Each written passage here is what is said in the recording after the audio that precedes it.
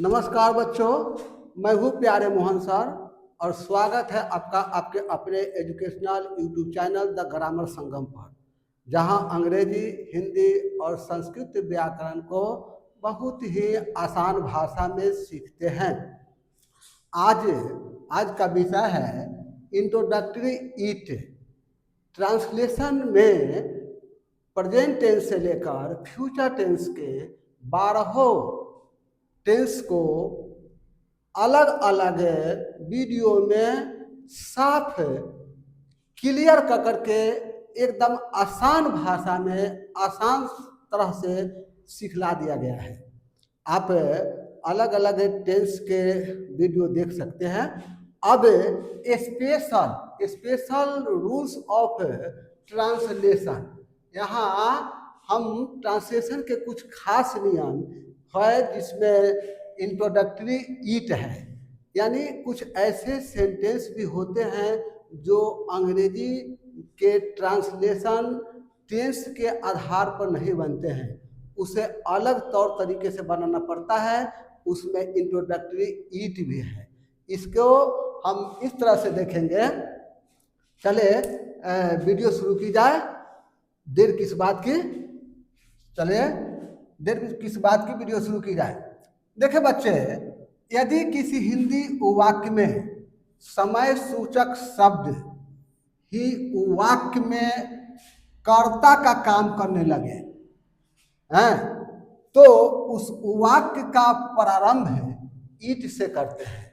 यानी जब कोई समय सूचक शब्द है और वाक्य में वह कर्ता का काम करना शुरू कर दे तो उसका ट्रांसलेशन ईट से शुरू करते हैं। एग्जाम्पल में देखें, सुबह का समय है। यहाँ सुबह का समय है, यह जो बता रहा है आप कर्ता, इसमें आ गया समय सूचक शब्द सुबह का समय, इसलिए इसका ट्रांसलेशन हम शुरू करेंगे। यह देखें, यहाँ मॉर्निंग, जैसे सुबह का समय है, इट इज मॉर्निंग। अब इट इज मॉर्निंग से शुरू किए। अफर्मेटिव पैटर्न अगर देखें तो अफर्मेटिव पैटर्न इस प्रकार से बनता है, ईट के बाद इज या वाज लगाएंगे। यदि प्रेजेंट टेंस में है तो इज लगाएंगे, पास्ट टेंस में है तो वाज लगा देंगे और फिर सब्जेक्ट लिखते हैं और बाद में जो बचता है वह कॉम्प्लीमेंट के रूप में लिख देते हैं। इस एग्जाम्पल से देखेंगे तो अभी 10 बजने में 10 मिनट बाकी है, इसलिए इसका बनाएंगे it is 10 minutes to 10 now, यानी यह it is 10 minutes to 10 now, यानी 10 मिनट टू होने वाला है, जाने वाला है 10 बजने में। इस तरह से इसे बनाए। अब ईट का प्रयोग अगर करें तो हम कई तरह से कर सकते हैं। यहाँ देखें, ईट का प्रयोग कई तरह से कई कार्य दर्शाने के लिए करते हैं। जैसे समय बताने के लिए अगर हम करें तो 10 बजा है, यानी इट इज 10 o'clock। देखें, ईट का प्रयोग हम भिन्न भिन्न तरह से भी कर सकते हैं। यहाँ ईट का प्रयोग कई तरह से करेंगे, कई तरह के कार्य दर्शाने के लिए करेंगे, कई तरह के कार्य दर्शाने के लिए करेंगे या करते हैं।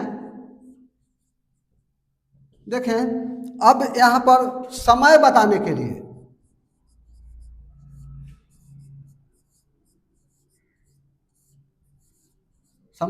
लिए करें, जैसे 10 बजा है। अब यहाँ देखेंगे, ठीक से देखें इसको, 10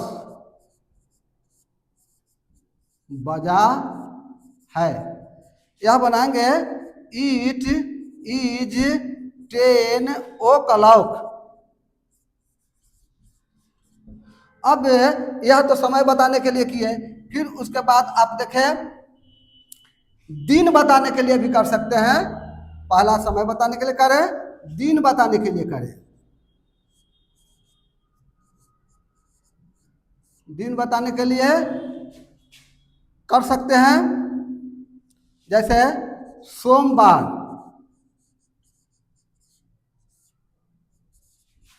सोमवार का दिन था, तो इट वाज मंडे। अब यहाँ पर मंथ भी दे सकते हैं, इट वाज मंडे। अब मंथ भी दे सकते हैं, क्यों? क्योंकि मंथ आप बताएंगे तो लगा सकते हैं मंथ मंडे के बाद, क्योंकि मंडे तो है ही है मंथ, इसलिए आप चाहे तो मंथ दे सकते हैं, अन्यथा जरूरत नहीं है। आपको दिन बताने के लिए या महीना बताने के लिए। अब देखिए तिथि बताने के लिए कर सकते हैं। यहाँ पर तिथि, कोई भी तिथि हो उसको दिखाना हो, तिथि बताने के लिए इट का प्रयोग कर सकते हैं। जैसे आप बोल सकते हैं कि जनवरी का महीना है, जनवरी का महीना था, यहां बनाएंगे इट वाज जनवरी। अब यहां मंथ भी दे सकते हैं कि it was month of January, लेकिन वो जरूरत नहीं है, जनवरी तो हो ही गया मंथ। तो आगे देखें,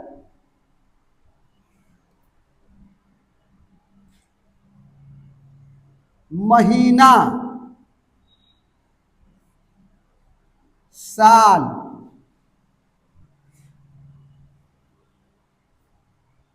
ऋतु, महीना साल ऋतु आदि बताने के लिए, आदि बताने के लिए भी इट का प्रयोग करते हैं।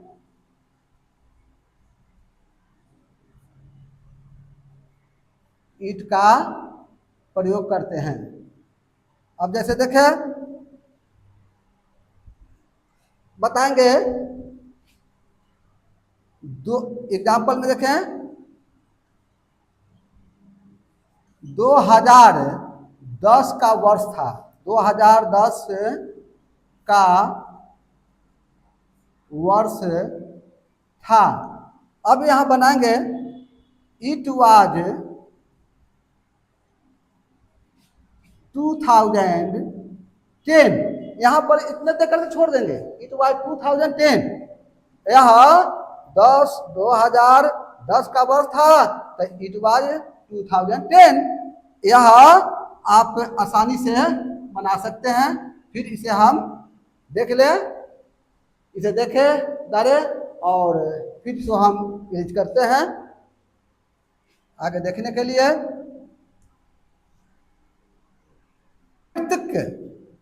देखेंगे प्राकृतिक घटनाओं, प्राकृतिक घटनाओं को दर्शाने के लिए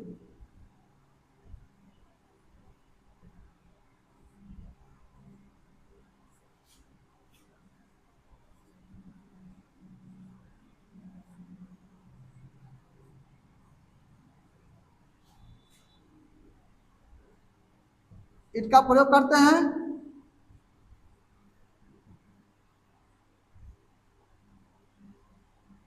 जैसे यहां पर देखें, वर्षा हो रही है,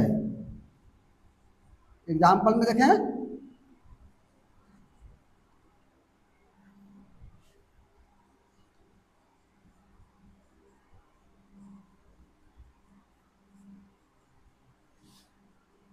वर्षा हो रही है।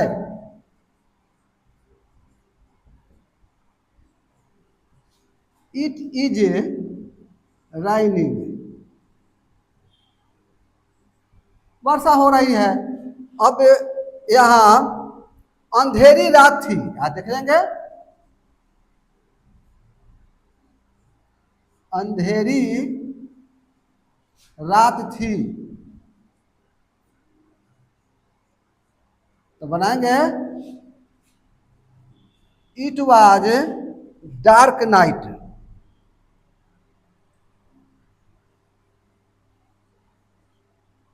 Dark night. यह प्राकृतिक घटनाओं को बताने के लिए हो रहा है। अब कुछ और हट करके इसे देखें, अलग हट करके देखेंगे तो ईंट का प्रयोग और अलग तरह से बनता है। अब ईंट का प्रयोग और अलग तरह से हम लगाते हैं, जो टेंस के आधार पर चाहे तो ट्रांसलेशन नहीं बनेगा, वहाँ आपको अलग तरीका ही लेना पड़ेगा, जैसे आपको बताया जा रहा है। एम्फेटिक रूप बताने के लिए, यानी अगर हम देखें तो ना, एक पहले देख लीजिए, ना से अंत होने वाले,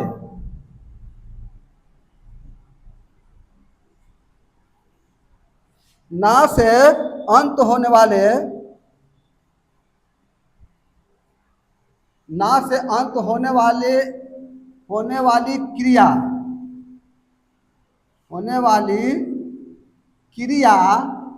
के बाद यदि कोई विशेषण हो, कोई विशेषण लगा हो,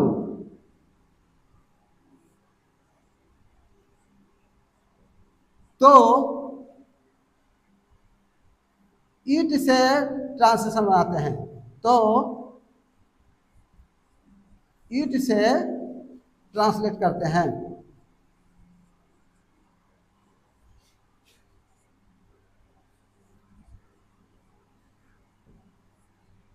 ईट से ट्रांसलेट करते हैं। जैसे देखें यहाँ पर ईट से ही बनाते हैं। अब देखें सब, देखें यहाँ पर संस्कृत बोलना, संस्कृत बोलना कठिन है। अब यह देखें बोलना और फिर कठिन, तो यहाँ विशेषता बताया जा रहा है और ना से समाप्त हो रहा है, इसलिए इसको हम बनाएंगे it is difficult, it is difficult to speak Sanskrit.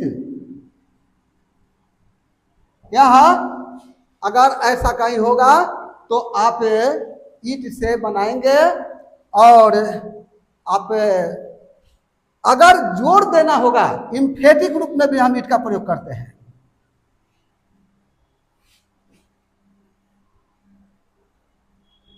Emphatic रूप मतलब होता है जोर, बल देने वाला,